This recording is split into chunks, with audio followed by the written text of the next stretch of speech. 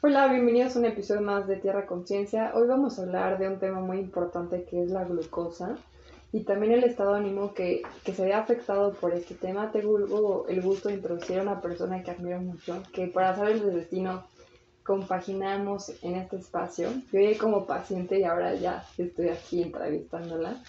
Es a Conconi, la doctora Conconi. Ella estudió en la UNAM, es bióloga y después se fue a Francia, al Instituto Pasteur, y después se fue a Harvard, ¿no? Entonces creo que es una mujer muy preparada. A mí me ha ayudado muchísimo a entender qué anda con mi peso, ¿no? Muchas veces cuando queremos hacer dietas, hacemos dietas que realmente nos las pasó una amiga, nos las pasó alguien, o no entendemos qué onda con nuestro cuerpo, y es tener una buena relación con la comida, y no solo con la comida, sino entender qué está pasando, ¿no? ¿Qué te pasa psicológicamente? ¿Qué te está diciendo tu cuerpo? Y qué mejor que tú, con Connie, ¿cómo estás? Ay, muchas gracias por invitarme, encantada de poder contribuir con un granito de arena al conocimiento y sobre todo a la difusión del conocimiento, ¿no? Que a veces es lo más difícil. Tenemos ya muchísimas personas que hacen videos y dicen muchas cosas a veces sin fundamento, ¿no? Sí, claro. Concuni, explícanos un poquito qué es la glucosa, o sea, porque todo el mundo hablamos, cuando decimos glucosa, lo relacionamos con insulina y con diabetes, ¿no? Pero vamos a empezar a definir qué es la glucosa, o sea, qué pasa en mi cuerpo cuando yo tengo glucosa o cuáles son los picos de glucosa. Exacto.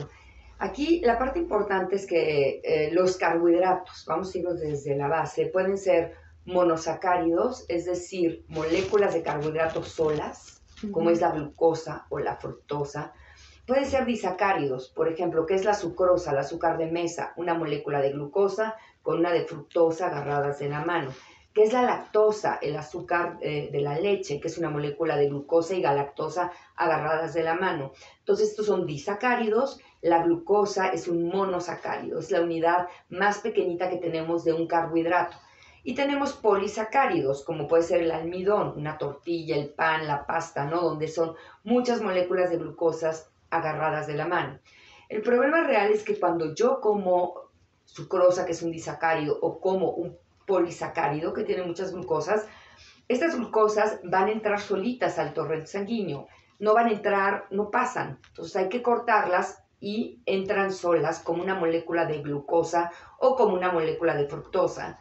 En el caso de la sacarosa, entran por separado. Entonces el cuerpo tiene enzimas que cortan y el intestino absorbe la glucosa. Aquí la parte más interesante de todo esto es que tenemos órganos que funcionan exclusivamente con glucosa, como es el cerebro o como son los eritrocitos. Ujú. Y pues, la quema de la glucosa y el extraer energía de la glucosa es la vía metabólica más antigua que existe. Realmente fue nuestro primer combustible, no antes de tener un cuerpo, no era la glucosa. ¿Qué es lo que empezamos a ver e investigar?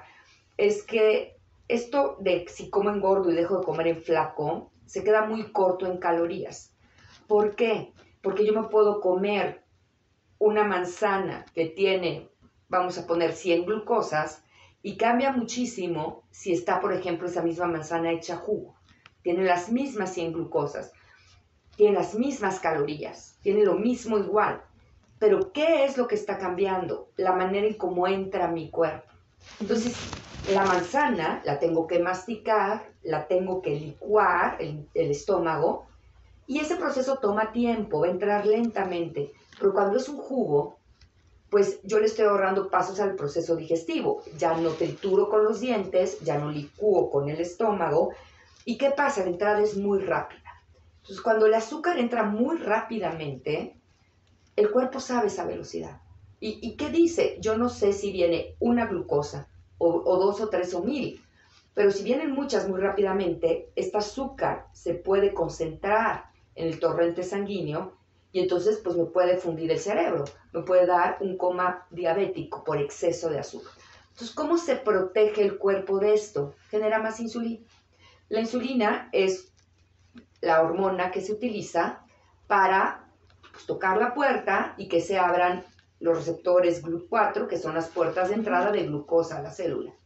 Entonces, cuando yo mastico una manzana, voy a poner valores arbitrarios, hago 10 insulinas. Si yo hago esa misma manzana jugo, hago 1000 insulinas. Entonces, la parte interesante es que fue la misma azúcar, fue las diferentes velocidades en las que llegó, pero lo que realmente está cambiando es la cantidad de insulina que yo hago, los picos de insulina que yo hago. Y puede que yo no vea un pico de glucosa, porque el pico de glucosa, la insulina lo contrarresta. Te lo comiste rápido y la insulina subió. Ay, pues esto a mí no me subió la glucosa. Pues no, porque la insulina lo está contrarrestando. La parte importante no es medir, ya que eres diabético, sí, pero los que somos a cada pata, que no estamos enfermos, medir la insulina es lo que es importante, no la glucosa. Para que nosotros veamos un pico de glucosa, te hacen esta curva de tolerancia a la glucosa, donde te meten 100 gramos de glucosa y te sacan sangre cada media hora. Ahí sí ves cómo sube la glucosa. Pero por la comida es muy difícil ver, nada tiene 100 gramos de glucosa pura directa, ¿no? Lo que es interesante son los picos de insulina. Entonces, a la velocidad de entrada de este azúcar se le llama índice glicémico, velocidad con la que entra. Glicémico es muy, a lo mejor estamos haciendo una tropicalización del inglés, de glycemic. En español sería glucémico, en vez de glicémico, pero bueno. ¿Qué es lo que pasa cuando sube la insulina? Esa es la parte que es interesante. La insulina en el cuerpo es dinero. Es una hormona anabólica, ANA-OP. Cuando me sube la insulina, ¿qué es lo que sucede? Pues el cuerpo, cuando te comes una manzana y haces 10, sabe que es una manzana y son 10 pesos. Cuando esa manzana la hago jugo y en vez de 10 hago 1000, pues el cuerpo, ¿qué piensa? Que te comiste 100 manzanas o para fines prácticos una rebanada de pastel. Entonces, ¿qué pasa? Que aunque te comieras 800 calorías al día o 500 calorías al día, las mandas a grasa. Y lo que pierdes es masa muscular. Y si pierdes masa muscular, el metabolismo se hace lento. Relacionando un poco de la salud con el tema jurídico y político, ¿qué consideras que los legisladores deberían hacer para poder hacer una política a favor de la salud? Hablando todo este tema que somos uno de los países más obesos, de unos países donde realmente las personas no saben comer de una manera correcta. Entiendo que hay muchas circunstancias, tanto de dimensión social, económica, política, social, circunstancias de vida, pero también hay muchos niños con obesidad y somos un índice a nivel mundial sobre diabetes. Entonces eso nos quiere decir que tanto en nuestras casas no nos estamos alimentando de manera correcta, pero también el gobierno poniendo un sello sobre contenido de exceso de, no sé, de sodio, de azúcar, pues es una realidad que no hace una diferencia. O sea, tiene que existir un preventivo, lo que hemos hablado, para que a nivel Estado, papá Estado, pueda hacer una regulación a favor, ¿no? Preventiva, no cuando ya tienes niños con obesidad, cuando tienes una población que ya es demasiado enfermiza en temas relacionados con la relación con la comida, y eso al Estado le cuesta más dinero porque tiene que contratar más médicos, más necesidades hospitalarias en el IMSS, en el ISSSTE, y para poder hacer frente a esta situación, cuando realmente somos un país que tenemos un déficit económico. Pandemia nos vino a representar mucho, nos enfrentó con muchas situaciones. ¿Qué piensas al referente a esto, tú como especialista? ¿Sabes qué? Creo que esta pregunta es muy interesante, pero sobre todo es muy importante. ¿Qué es lo que está pasando? Ya entendimos que es el índice glicémico, ¿no? México es el país más refresquero que hay. En una coca, pues bueno, en un refresco, para no decir marcas, hay 16 cubos de azúcar. Y esos 16 cubos entran muy rápidamente. Cuando nosotros vemos las loncheras de los niños, si no traen el juguito, traen la lechita de chocolate con un montón de azúcar, pero traen toda esta gama de productos, que no quiero decir marcas, y cuando te das cuenta, esto está superando los 12 gramos de azúcar que necesita un niño diariamente, que son 4 cucharaditas de azúcar al día. No, pues se toman un refresquito de 36, pues ya superaron, y es 1. Ah, no, pero luego quiero mi lechita, ¿no? Con azúcar y con, ¿no? De chocolate. Con chocolate, ¿no? Entonces, en la mañana, en la tarde y en la noche, todo el tiempo. Entonces, ¿qué es lo que está pasando? México es el país más refresquero que hay, Y cuando vemos lo que los niños llevan de lunch a la escuela, pues siempre llevan, no estamos acostumbrados a hidratarnos con agua. O se hidratan con leche o se hidratan con jugo, y eso, pues la leche es un alimento completísimo, trae de todo. Se los das a los bebés que no tienen dientes y no pueden masticar porque tiene proteína, carbohidrato y tiene grasas, más el azúcar extra que le ponen. Entonces, realmente sí, México es un país muy refresquero. Alguna vez salió unas fotografías es un fotógrafo muy famoso, se llama Peter Mansell. Se fue alrededor del mundo a ver qué era lo que comía la gente, y cuando llegó a México aparece, pues sí, el plátano, la verdura, lo que quieras, pero atrás 12 refrescos, ya saben, la marca famosa, de 2 litros. Y era lo que la familia consumía en una semana. O sea, él estaba una semana con la familia y sacaba la foto. Y ahí te das cuenta que esto es un gran problema, o sea, 12 refrescos ahí. ¿Qué es lo que pasa? También tenemos que ver, la gente que está en el campo dice, yo me llevo mi refresco, tiene cafeína, me sube, tiene azúcar, me sube, y aguanto la jornada laboral y me cuesta 12 pesos o 15 pesos. O sea, no podemos decir que la gente de México sea tonta. Simplemente la necesidad los lleva, cafeína con azúcar, aguanto la jornada y es barata. Entonces, ¿qué es lo que creo? Yo creo que se tiene que hacer mucha conciencia del problema de la diabetes, porque el problema de la diabetes está y va a mermar o ya merma en la economía del país, porque ya en estos hospitales públicos, pues el 80% de lo que tienen o del presupuesto se va en curar enfermedades para la diabetes, ya sea las insuficiencias renales, pero ya sea que necesitan la insulina inyectada, las problemas cardiovasculares, y queda muy poco dinero ya para las otras enfermedades. Entonces, ¿qué es? Pues van a tener que estar jalando el presupuesto, subir los impuestos. ¿Qué vamos a hacer con toda esta gente que está enferma, que tenemos que medicar y que obviamente no nos está dejando recursos para otras enfermedades? ¿Cuál es mi propuesta? Que es preventiva. Definitivamente poner los sellos, creo que a nadie le importa, porque ni entiende. O gente que sí entiende dice, ay, ¿cómo va a comer este chocolate? Me dice exceso de azúcar si es un chocolate oscuro, porque los sellos están hechos para 100 gramos de producto. Ah, pues este chocolate tiene 15 gramos. Entonces, claro que no, y no les creen. O gente que dice, a mí no me interesa. Yo alguna vez pensé que la gente, los colores nos dan una idea. Entonces decirle, mira, si te comes este es color rojo. ¿Rojo qué es? Pues no es bueno para la salud. Trae azúcar, es rojo. No me importa si es exceso de sol, es rojo. Pero fíjate que algo parecido es amarillo. Entonces, ¿qué va a pasar? La gente dice, bueno, yo quiero este pastelito. A lo mejor va a empezar por decir el menos peor. Claro.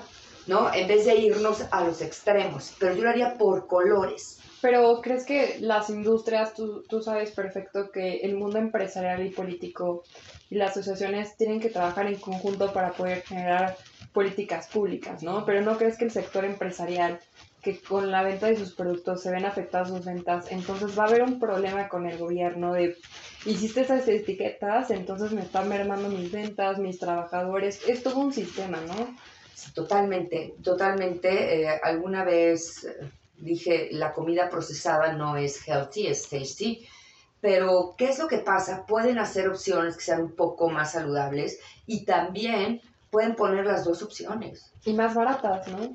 La opción saludable. Entonces, por ejemplo, si nosotros vamos al cine, nunca nos dan la opción saludable. Sí que estén las palomitas y sus refrescos de color casi radioactivo azul, así que yo digo, ese colorante no me lo tomo nunca, pero nunca nos dan la opción sana. Nunca vemos que vendan pepinos, jícamas, todas estas cosas, nunca hay esa opción. Unos tacos, ya no es procesado, ya no trae ese colorante, ya no trae tanta azúcar. Una baguette bien hecha con pan no procesado, sino de la panadería. Nunca nos dan la opción sana. Uh-huh. Entonces, ¿qué es lo que pasa? Puede también la industria ir cambiando hacia opciones más saludables. Decir, ¿sabes qué? Me pones los sellos, papá gobierno, bueno, pues entonces el rojo se está vendiendo menos, pero se está vendiendo más el amarillo. El sello amarillo, que es la opción un poco más saludable. Y de esta manera compensar, porque también hay muchas familias que viven de la industria alimenticia, ¿no? Muchísima gente trabaja ahí. Entonces, nada más es decirle, oye, agárrate una opción más sana, pon la otra, rojo, amarillo, verde, y de repente la gente pues el rojo, bueno, de repente, pero decir, me voy a ir con el amarillo. Y a lo mejor las ventas van a ser, no sé, no soy economista, pero va a decir, ya bajó el rojo, pero está subiendo el amarillo, entonces no estoy perdiendo tanto en ventas. Y entonces la opción roja a lo mejor desaparece y nos quedamos con puras opciones amarillo y verde y todo suma. Claro, es como invitar a las industrias alimenticias que también evolucionen, ¿no? Para que podamos, creo que es un conjunto de multifactorial con Connie, porque es la políticas públicas y el tema del Congreso tienen que aprobar, realmente hacer su trabajo y tienen que empezar a pensar qué es lo que necesita la sociedad más que una campaña. Y mira que yo estuve en una. La otra viene siendo el tema empresarial, es qué puedo vender que realmente sea pecuniariamente redituable, pero que también haga un beneficio social y nosotros como desde nuestros hogares aprender a saber tomar decisiones sobre como consumidores, ¿no? O sea, no dejar la responsabilidad solamente al mundo exterior fuera de casa, sino también saber qué es lo que nosotros tenemos que consumir, por qué lo estamos consumiendo y también qué se adecua a nuestro bolsillo, que existan diferentes posibilidades para diferentes sectores socioeconómicos. Claro, claro, yo creo que, por supuesto, este es un tema multifactorial, no podemos decir que el gobierno lo tiene que resolver. Aquí tenemos el gobierno, pero tenemos la educación, pero tanto de en la escuela como en las familias, como en las casas. O sea, tiene que haber, no es un problema que se resuelve de un día a otro, claro, ni en las nutriólogas solas. O sea, esto es multifactorial y el problema es que esto ha ido creciendo y va increciendo, cada vez es más y más y más y más. Entonces tenemos países como por ejemplo Estados Unidos donde realmente todo está procesado. Comen el 90% de la comida que consumen es procesada. Ya no comen alimentos que sean naturales. Entonces vemos, por ejemplo, la investigación de Kevin Hall que está en NIH, donde él puso a la gente 14 días en una unprocessed diet y la gente bajó de peso. Y lo puso 14 días en una ultra processed diet, hamburguesas, pizzas, refrescos. Eran las mismas calorías, pero subieron de peso. ¿Por qué subieron de peso? Porque a pesar de que eran las mismas calorías, como no cumple esta comida con las señales de hambre y saciedad, porque no tiene fibra, porque no le da de comer a la microbiota, pues rompían la dieta y en general comían 500 calorías más. Entonces, ¿qué pasa? Más todos los químicos que trae. Entonces, aquí te está diciendo, pues la población de Estados Unidos, el otro día estaba leyendo que para 2030 se considera que la mitad de la población de Estados Unidos es obesa, no sobrepeso, obesidad, para 2030, según la OECD. Y obviamente el mercado para bajar a la gente de peso, pues es aproximadamente para esas épocas va a ser de 100 billones de dólares al año.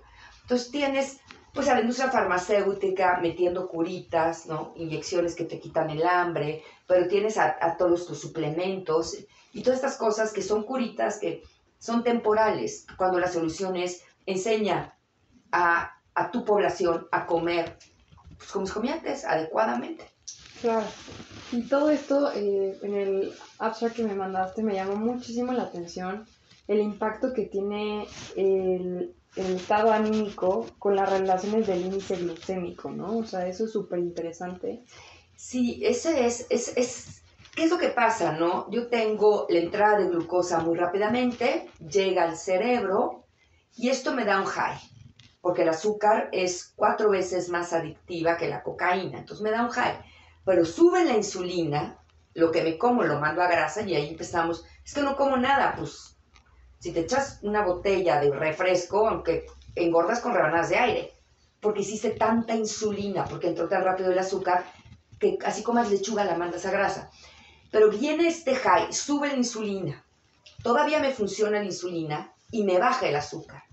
Y entonces esta bajada de azúcar es como el ir en un roller coaster, una montaña rusa de emociones. ¡Wow! Sube, baja, subo. Entonces, ¿qué es lo que pasa? Estoy realmente en una montaña rusa de me siento muy bien con el azúcar, pero me viene el down, ¿no? Pues estoy esperando mi próxima, como los adictos, que los únicos momentos que tienen conciencia son las 3 horas que están esperando para su próximo shot. Ahora, la investigación en niños lo hizo Renata Mitcha. Ella hizo un estudio que se llama ANOVA, que mide la varianza, es la medición de la varianza y esto vio cómo las cosas con índice glicémico, cómo afectaban en el comportamiento cognitivo y emocional de los niños, ¿no? Midiendo con este test, no sé exactamente cómo se hace, se llama ANOVA. ¿Y qué fue lo que pasó? Pues los niños con índice glicémico aprendían menos, eran emocionalmente más inestables, y todo esto por la adicción que genera el azúcar en el cerebro. Y entonces es esta montaña, ¿no? Sube, baja el azúcar, sube, baja el azúcar, y entonces obviamente está mermando tanto en mi capacidad de aprendizaje como en mi capacidad emotiva, ¿no? De emociones, Claro. estar más en estado zen. Claro. ¿Qué opinas de que en redes sociales muchas veces hablan sobre el ayuno intermitente? ¿Consideras que es bueno, que no es bueno? ¿Qué beneficios y perfusiones tiene a la salud? Mira, el ayuno intermitente, yo sí creo, como decían las abuelitas, desayuna como rey, come como príncipe y cena como mendigo. Sí se ha visto que ayunos de 12, 13, 14 horas no dan un problema, pero ayunos intermitentes de más de 15 horas traen problemas a la salud. Entonces, en 2018 sale un paper de Science donde dicen, se ha visto estudios en humanos donde trae problemas a la salud el tener ayunos de más de 15 horas. Y dentro de los problemas que traía, ponen unas referencias y era skipping breakfast and risk of mortality from cancer. Entonces, pues en esa época, en 2018, yo dije, qué raro que te saltes el desayuno te pueda generar un cáncer.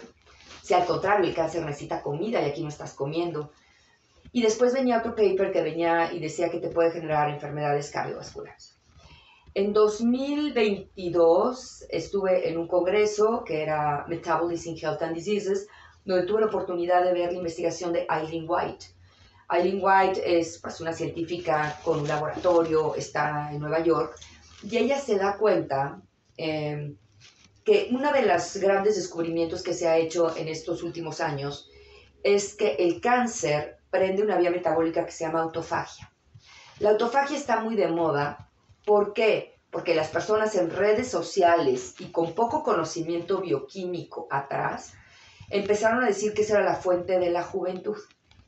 ¿Por qué? Porque cuando yo ayuno, prendo autofagia. ¿Y qué es la autofagia? Me como las proteínas que están enfermas, que están viejas, que están dañadas. Entonces decían, te las vas a comer y las vas a regenerar. Entonces todo el mundo empezó a hacer el ayuno para aprender autofagia. Uh-huh. Y lo que la gente no entiende bien es que su propio nombre lo dice. Autofagia es automutilación. Me autocomo. Prefiero comerme a morirme. Porque lo que sucede después de una autofagia es una apoptosis. Y esta autofagia sucede cuando las células están en estrés. Un estrés puede ser el ayuno, pero lo que se dieron cuenta en estos últimos años, que ha sido uno de los grandes descubrimientos, es que el cáncer tiene prendida autofagia. Wow. Entonces, ¿qué pasa? Él necesita aprender autofagia. ¿Por qué?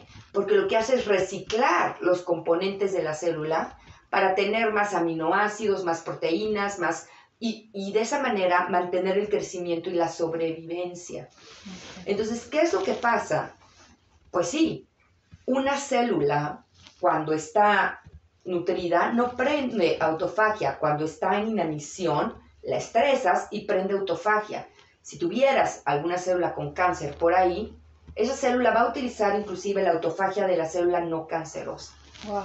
Esta es la investigación de Eileen White Uh-huh. y es muy interesante. Entonces, ¿qué pasa?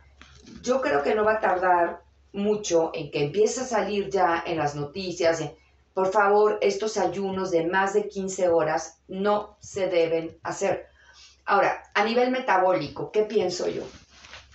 Cuando yo dejo una ventana de tiempo de, no sé, 6 horas para comer y todo lo demás lo estoy ayunando, voy a comer con mucha hambre. Ya lo que tenemos que entender es que cuando yo tengo hambre, no como menos, como más. Para saciarme lo que no comí. Claro, todas las dietas por conteo calórico, número de calorías que no cumplen con las señales de hambre y saciedad con ninguna, ni siquiera con el famoso ya me llené, porque no te pueden dejar nada libre para que ese estómago se llene o se distienda, se le llama feeding status, terminan en un atracón en la alacena. Pero lo que es muy importante es que cuando yo tengo hambre, el metabolismo se hace lento. ¿Por qué? Porque mi metabolismo se seleccionó en la época de las cavernas. Entonces, ¿qué dice el metabolismo? No ha comido, no va a salir a cazar. ¿Sabes qué? Yo me hago lento. Como los osos, ¿no? Yo lo relaciono así. Es exactamente, casi como el proceso de invernación. Entonces, hago el metabolismo lento. Y entonces ya me hice el metabolismo lento y luego, cuando tengo 6 horas, me voy a dar un atracón. ¿En qué momento eso es saludable? Entonces yo no me encanta por esa parte, porque obviamente ya la gente cree, por ejemplo, la carrera de nutrición lo que les enseña es, si esa persona tiene un metabolismo de 2000 calorías, vamos a quitarle 1000 y el cuerpo va a compensar esa deficiencia. Bueno, pues no. ¿Y cómo le va a compensar? ¿Quemando grasa? No, no es cierto. Oye, pero perdón por el ejemplo, con mucho respeto, pero dicen, todos salieron bien flacos del campo de concentración.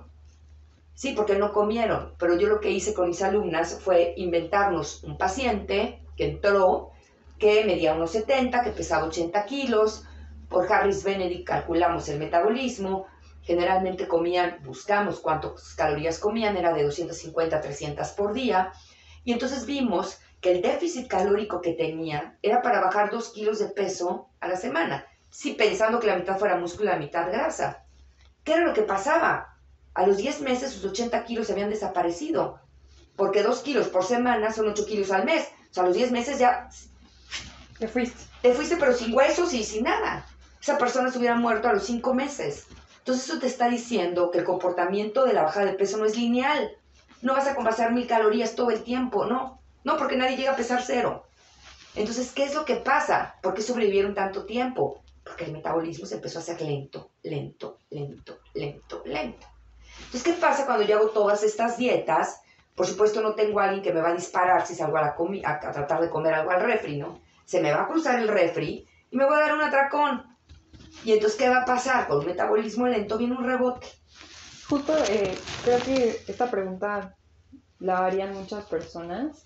Yo cuando te contacté era porque pues tenía un brush muy acelerado en la política. Y muchas veces, no solo en la política, en diferentes trabajos, no tienes tiempo de comer porque vas a una velocidad. Una es por el tema de decisión, de las modas de dieta, pero otra es porque realmente tu estilo de vida sí lo demanda, que a veces te puedes sentar a comer y te empieza a meter un atracón, o a veces no tienes tiempo de comer. Para estas personas, ¿qué les dirías? ¿Qué tipo, o sea, de que cuando tengan la oportunidad de comer o que se lleven una barrita, qué les dirías? Así como fue mi situación de que no tenía una agenda súper saturada. ¿Qué les dirías? Aquí hay una cosa que es bien importante, ¿no? Esta idea de time is money. Entonces, no pierdas el tiempo, no comas. Ahorita te digo lo que les diría, pero primero te quiero decir, hay que cambiar eso. Eso no es sano. Por ejemplo, si tú vas, yo estudié, viví muchos años en París, en Francia, no sé cómo sea ahora, pero en mi época, a la hora de la comida hasta el súper está cerrado. Es la hora de la comida. Te voy a quitar 20 minutos, máximo media hora. Todo el mundo hasta el súper sale a comer. Entonces, ¿qué pasa? Y los niños a las 12 van y comen. Entonces, ¿qué es lo que sucede? Los europeos sí ha subido un poco el peso porque empieza a llegar la comida procesada, pero caminan y siempre tienen como muy marcados sus horarios. Entonces, yo decía, las escuelas que se dedican a la educación o las universidades, ¿cómo es posible que pongan clase a las 2 de la tarde, que es la hora de la comida? Por el amor de Dios, que no haya clase de 2 a 3, porque es la hora de la comida. Y no va a cambiar nada porque la gente sale a comer media hora. No, para México a lo mejor las comidas son de 4 horas. Ese es uno. La gente que está trabajando y que pues no puede cambiar México y no puede cambiar la situación porque la gente está llena y porque tiene que estar, yo siempre les diría, lo que pueden hacer es llevarse comer cada 3 o 4 horas, que es el tiempo de la digestión, es el tiempo del vaciamiento gástrico, llevarse fruta, o en algunos casos les diría, pues, recurrir a algún licuado de proteína, ¿no? Que sea como un alimento completo, que lo echo en un, ¿cómo se llama? En un termo, y después lo lleno de agua y me lo tomo.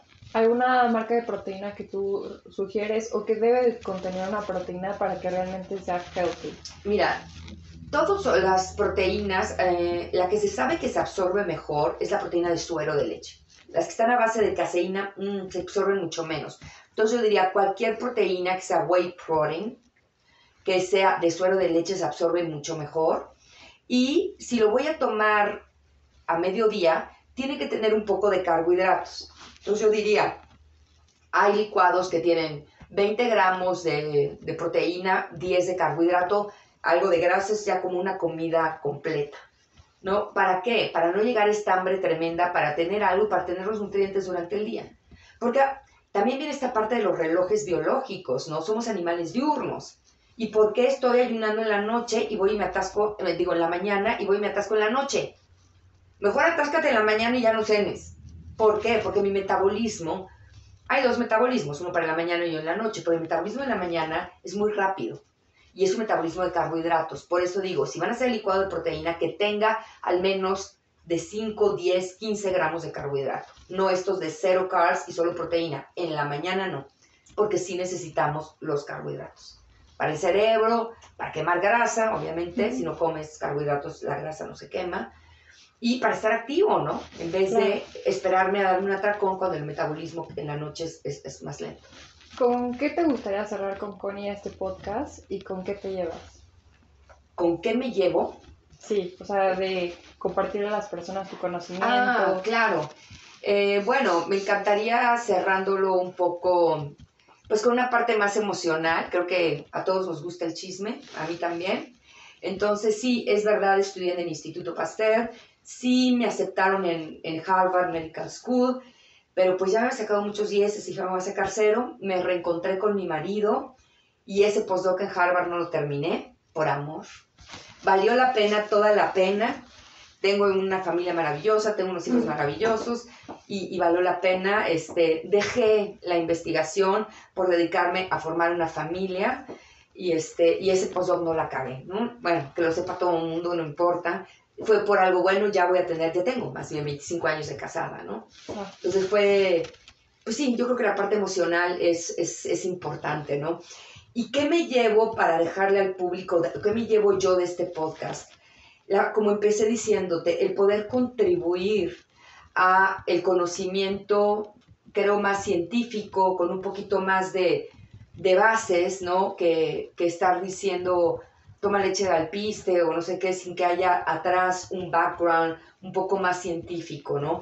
Que la gente pueda darse cuenta de esto y que ojalá pueda yo poner un granito de arena en mejorar a mi país, a México, porque fue la UNAM quien me becó para irme a Francia, ¿no? Mi tesis de doctorado está dedicada a la UNAM, Por mi raza hablará el espíritu, de José Vasconcelos. Entonces sí quisiera poder contribuir con lo que me dio mi país, dando estas pláticas, ayudando a que la gente, pues ojalá me hayan entendido. Ay, la piel se me pone chinita y creo que me identifico mucho contigo. O sea, el tema de la política, yo también me salí por un tema de, pues un día poder crear una familia, porque es un rush muy acelerado. Claro que me gustaría regresar, pero hay veces hay que tienes que tomar decisiones que si no las tomas en el momento, la vida se te va, ¿no? Exacto. A veces no todo en la vida es trabajo, no todo en la vida es el éxito económico. Yo creo que el éxito más importante es el éxito emocional.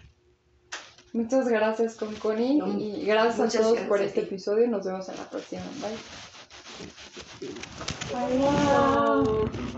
Bye. Sí.